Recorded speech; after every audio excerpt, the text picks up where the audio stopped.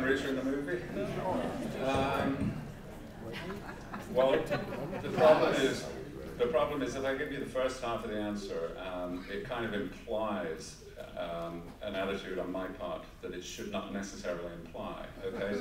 So I will tell you the first part of the answer, but do not infer anything from it in any positive or negative way.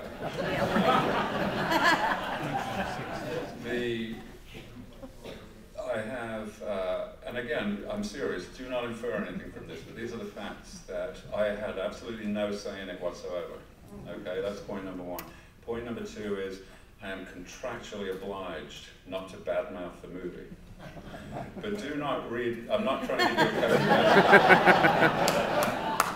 I'm really not trying to give you a coded message because I completely and totally support the casting of Tom Cruise.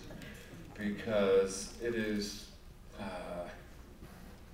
you know, there are 1,000 things that can go right or wrong with the movie. And none of those 1,000 is the physical resemblance between the actor and the character. You know, that just is not on anybody's radar. It's not going to make the slightest bit of difference. What matters is the script, the feel on the screen, the intangible stuff. You know, Reach is a big, tough guy, absolutely, but that is, in the books, absolutely portrayed by the fact that he's gigantic. But you can portray that in different ways on the screen, because on the screen, everybody is an actor. In the book, Reach is tough and the other people are therefore scared, okay?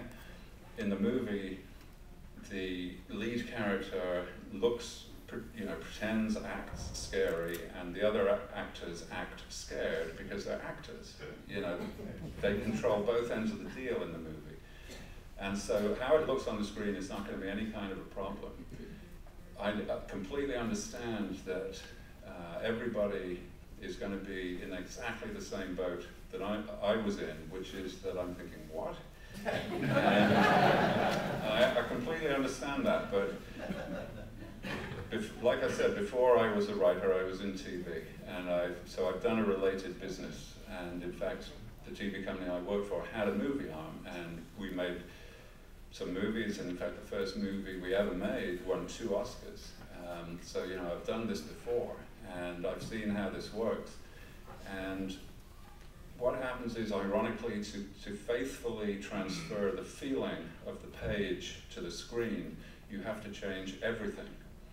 And so people that are very, very familiar with the books are going to be in exactly the same position that I was about 10 days ago. 10 days ago, I went to the set to meet with them all, the cast, the crew, the production people, the investors. We had this big thing, and the center part of that is called a read-through, where it's a big, large meeting room where you sit around this huge square table, and the script is there, and the actors read it through, and it's the very first introduction of the movie to everybody. You know, everybody's meeting for the first time. You know, the cameramen are there, the cinematographer is there, the props people are there. Everybody's getting to grips with this movie, and it's really the way of introducing it.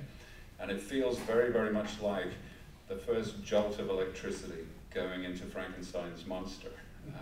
You have this real sense, it's waking up, it's coming alive. You know, still a lot more to be done, but this is the very first sign that it's coming alive. So I saw this read-through, and I was in a situation that I expect you will be, should you choose to go to the movie, which is that for the first 5 minutes, I'm thinking, I'm just weirded out completely. I mean, just, this is so weird. But what happens then is, the first 5 minutes, all right, yeah, I completely understand, but the test of this movie is going to be, what happens for the next 95 minutes? Does it suck you in? Do you buy it? Do you forget about your worries? Do you enjoy the rest of the movie? And I did. You know, the first 5 minutes was strange, and then I just got sucked in, and it's a great script, it's going to be a great movie. And the Tom Cruise thing means that it's going to be, it has an enormous budget, it's going to have a gigantic promotion budget, it'll open everywhere in every country of the world. And like I said before, I don't like things done in moderation. I did not want a little, you know, kind of independent movie with some unknown people that would play in 3 or 4 art cinemas. If I'm going to have a movie, I want a movie star in it. And this guy is obviously a movie star. He's a very talented actor, which is what you don't see necessarily because of all that stuff, you know, that superstar hoopla, the tabloid stuff, the odd things that he's done. You don't necessarily focus on the fact that technically he's a very good actor. And I'm speaking as somebody who has always worked with actors. I've worked with actors all my life. I go back so far, in fact, that the first time I worked with Laurence Olivier, he was still in his 60s. You know, I know actors very well, and he is a talented actor. He will do the job. And my guess is that probably not all of you will go. You know, you won't want to see it. But those of you that do, you will feel strange for 5 minutes, and then I think you'll be fine. I really think it will be like that. I sincerely hope so anyway. But you know, the obvious other thing to say about it is we haven't seen it yet. Let's judge it after it's made, not before it's made. That would seem to be the most rational way to do it. And I'm a very honest and straightforward guy. If it's shit, I'll say so. You know, we can meet here in a couple of years, and we can, having seen it, we can say what we thought of it. All right, here's to